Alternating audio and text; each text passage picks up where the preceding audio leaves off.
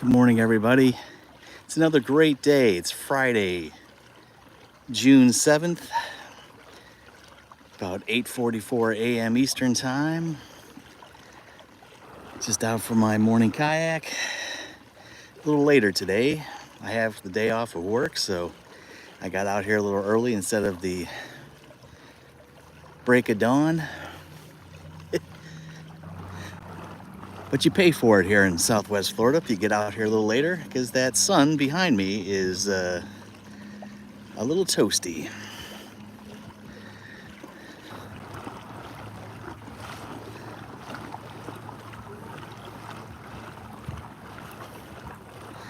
I'm on a Hobie Ultralight.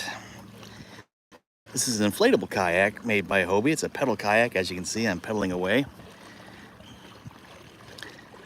It's a great way to get your day started. Great time, any time of the year, any time of the day. Extremely reliable. I've had these types of Hobies for about 7 or 8 years. Been out thousands of times.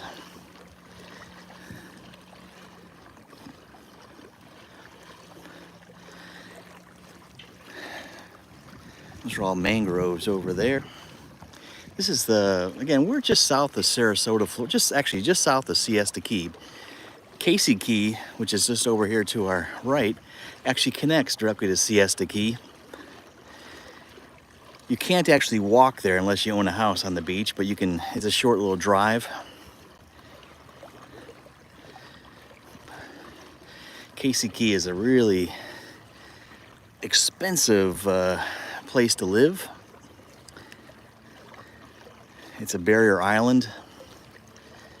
I think the least expensive home out there right now is for sale for about maybe $3.5 to $4 million. There's not a lot of homes, so it's a cool little island though, because you can drive the whole 8.5 miles, and it has just beautiful homes. A lot of the homes go from the bay, which I'm in now, which is the Intercoastal Waterway, to the Gulf of Mexico. And it has a road in the middle.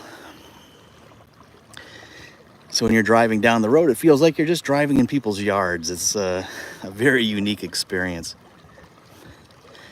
Casey Key has about 500 year-round residents, if that. And then in the wintertime, it balloons up to about 1,200. Our most famous resident is winter resident, at least, is Stephen King. He has been on Casey Key for a while, and he summers up in Maine. The island was actually named by accident. It was named Casey Key by accident. The person that was doing the survey of it back in the late 1800s was named Captain John Casey. And when he approved the survey, he just signed it Casey. When the map drawers drew it, they named it, they saw Casey, they thought, oh, that's the name of the key, so they named it Casey Key. Back in the 1920s, when tourism was becoming a thing, a really big thing down here in Southwest Florida, the few residents that were on Casey Key thought, let's rename it. They renamed it Treasure Island, thinking that lore of pirates and so forth would attract more tourists. It did not. So 2 years after they renamed it Treasure Island, they named it back to Casey Key. And here we are today. There's a few motels out on the island. Not a lot, but there's maybe about 10 small motels, the old mom and pop places. Nothing big, no high rises, nothing like that. Southwest Florida in this area is very unique because, unlike the east coast of Florida, where on every beach there's a massive 20 to 50 story condo or hotel, we don't have that here. Most of the beach communities have a ordinance you can't go more than 3 stories. So that's really nice. So it still feels very much like old Florida. But we still have the new Florida problems, a lot of traffic. Nokomis Beach Casey Key is actually considered Nokomis, Florida, and Osprey, Florida. There's two different towns, but the key itself's named Casey Key. But Nokomis Beach was pretty awesome. Oh, there goes a little heron this morning. Nokomis Beach was a hidden gem for a long time, and you could pretty much go to the beach any day of the year, even in the winter time, and you could easily find parking and stuff like that. That's no longer the case, but it is a beautiful beach. There's tons of parking. There's multiple parks that you go to. The parks have all the different types of facilities, showers, bathrooms, of course, picnic areas, playgrounds, and they have different types of little restaurants that you can get burgers and sandwiches, salads, those types of things, and most importantly, margaritas and beer, because it does get a little toasty.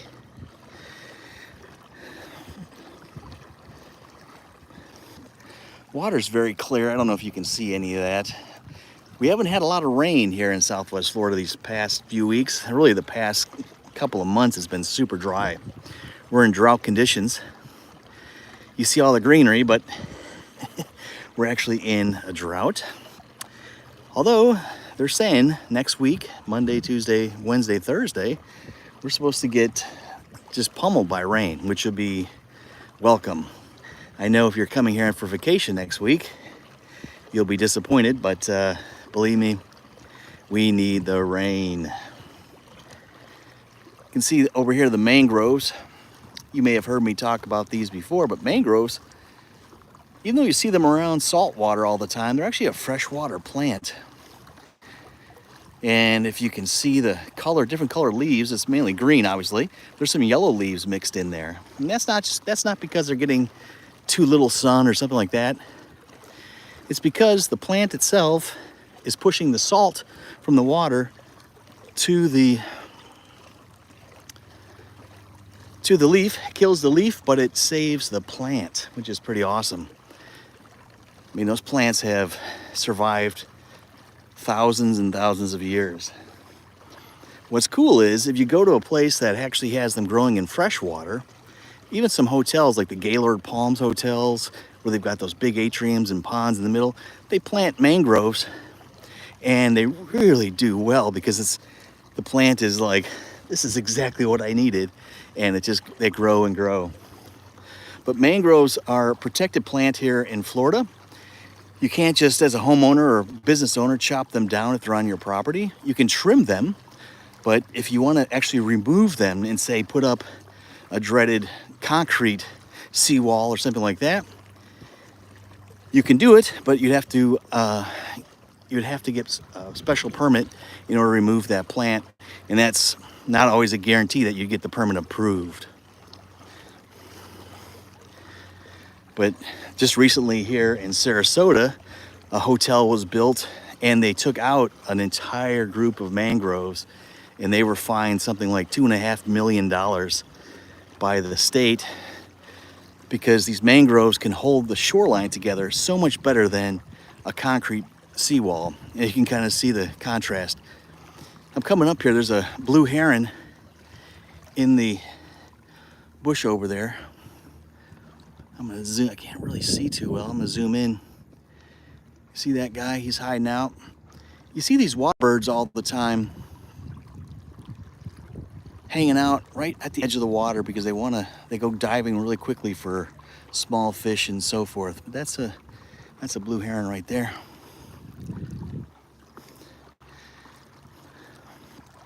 This is always a cool house. You should see this house when it's really windy out here. These palms. You think those palms would just snap in half, but they don't. They're so resilient. Beneath those cool palms, we've got Royal Poncinea tree. That Royal Poncinea is in prime blooming right now, but it probably actually peaked about 2 weeks ago. It has those beautiful red flowers. They'll go ahead and when it's in full bloom, like it was a couple weeks ago, all you see is red. You barely see any green whatsoever, which is really wild. The problem you have is when those leaves, those little flowers start to fall, they are a mess. Absolute mess. We've had Royal Poncineas for a while here. They're beautiful, but they're messy.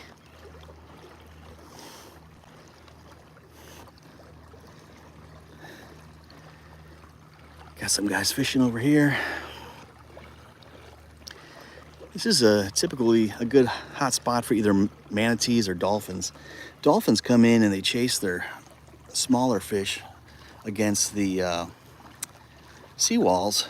The fish just get distracted. They don't know what's going on, and the dolphins eat them up. Oh, it's too bad. We had an osprey up here in their nest this morning. That's a little fake owl to try to keep the birds actually away, the seagulls especially. There's so many seagulls down here. You have to do what you can to keep them away from you if you possibly can.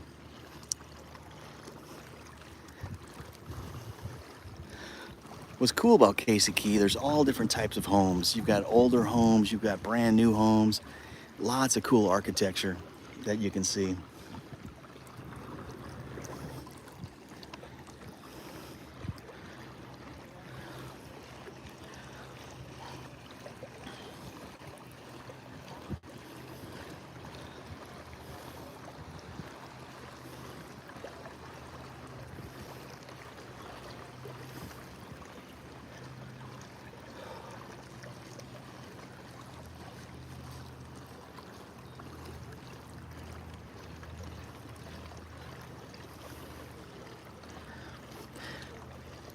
So we're actually coming up to Motel Alley right now. Motel Alley, this is actually where we have all of our little motels on Casey Key. So you'll get to see what I was talking about, kind of their mom and pop joints for the most part. All a little different. Just checking the temperature. It says it's 80 degrees Fahrenheit right now, but it feels like it's about 220. Are those real flamingos or are they fake? Don't really know. We've had a lot of flamingos here in Southwest Florida recently. After some big storms in Mexico, the past couple of summers, a lot of the flamingos have come north. And so you actually start to see real flamingos, which is very odd around, which is, it's cool, but it's just unusual.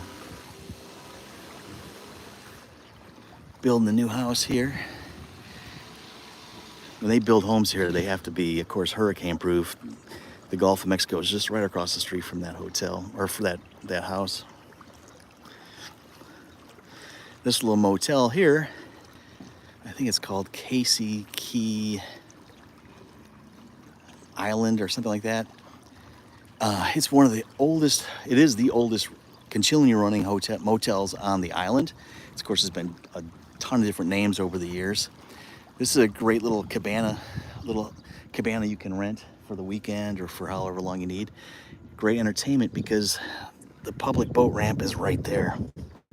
So we have amazing shows when people are trying to launch their boats and take them back in. Believe me, I've been there.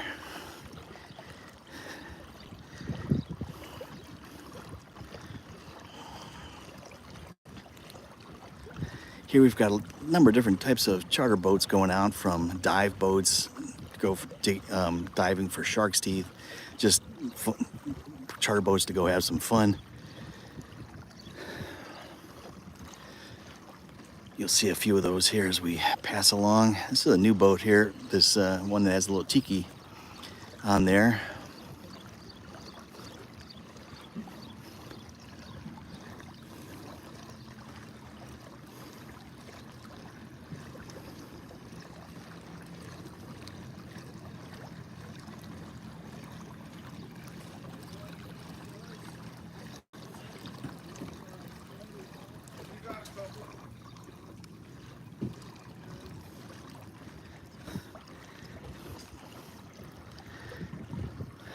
I ran boat charters for a long time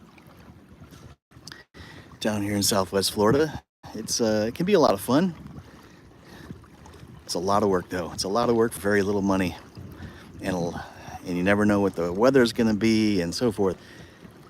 I've been doing eco kayak tours for a lot of years as well. I actually much more enjoy doing those types of tours versus the actual motor boats.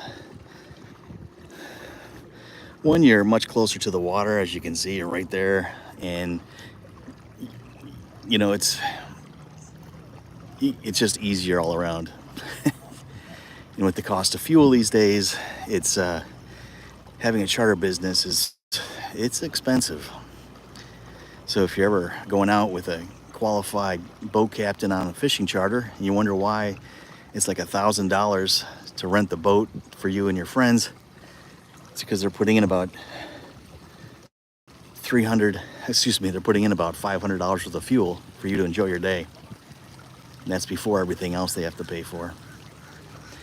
That's our kayak launch here. I'm going to be going back there, but I'm just going to continue down here for a little bit.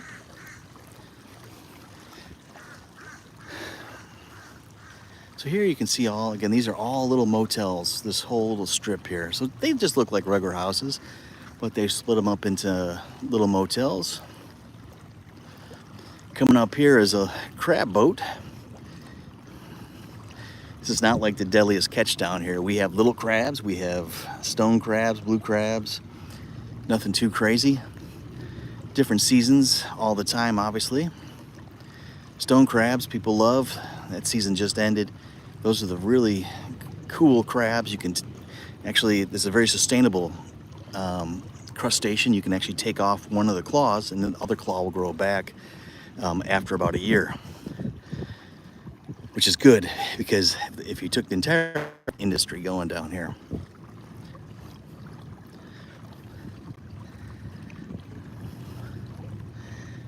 So a lot of people come at these motels, they bring their fishing poles, they'll bring their boats, they'll spend a weekend here, week, whatever it might be.